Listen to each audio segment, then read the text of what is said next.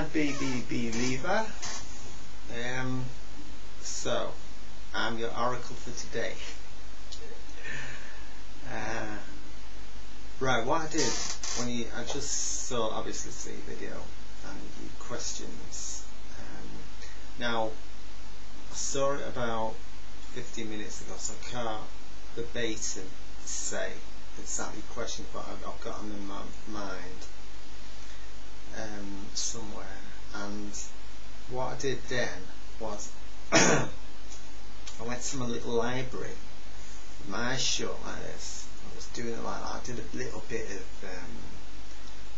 hatha yoga, stretching for it, and then with my eyes shut all the time I was doing like this.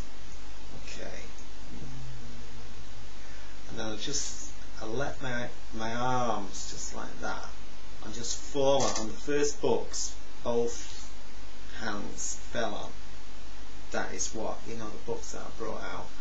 And then I looked at the books and I just opened them random, put a paper in the thing, for now.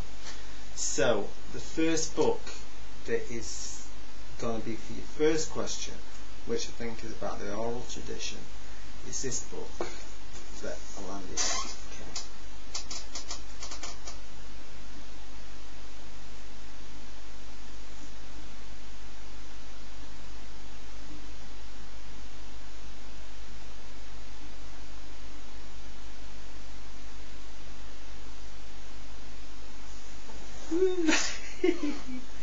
Anyway, so on the page at random, and it's like these.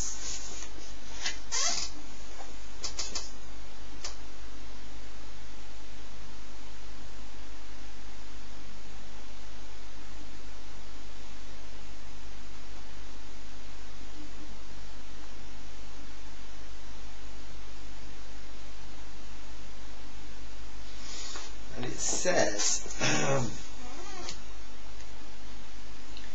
large vase or vase in shape of an enthroned goddess, decorated with meanders, gates, symbol and zigzags.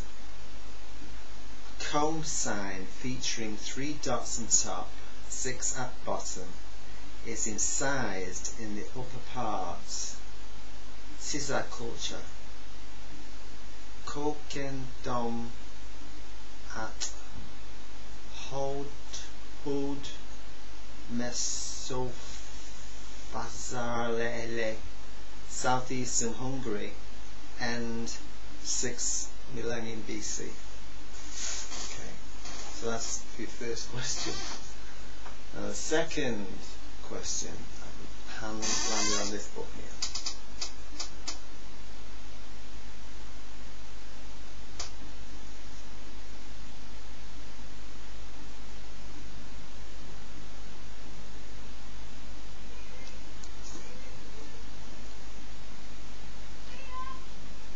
Yeah. Okay. Now,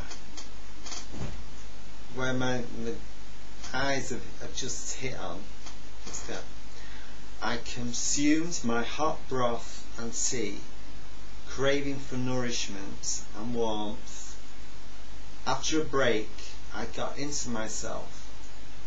This time I experienced bleak and sad scenes of my very early life, and I was familiar with from my previous sessions. The pictures took the form of small skeletal creatures, floating about in emptiness, looking for but not finding nourishment. Emptiness, no fulfillment, scrawny birds looking for food in an empty nest, some feeling of me and my brothers alone, looking, nowhere to go. At some point I got into my sadness. Sadness as an overriding theme, running from my early childhood throughout my life. I became aware of the progressive effort to disguise it, to satisfy what others seemed to want instead, in brackets, smile, quote unquote, look alive, quote unquote, stop daydreaming, quote unquote, in brackets. Later in the session, I had the feeling that some are chosen to feel the sadness inherent in the universe. If I am one, fine. I thought of all the children looking for mothers who are not there, thought of the Stations of the Cross, and felt the suffering of Christ or the sadness he had to feel. I realised that others' karma is to feel the gladness or the strength or the beauty, whatever. Why not gladly accept the sadness? That's that. So yeah. Now my question is,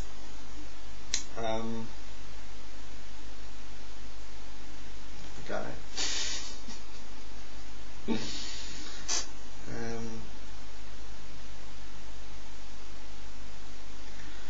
How is the best way to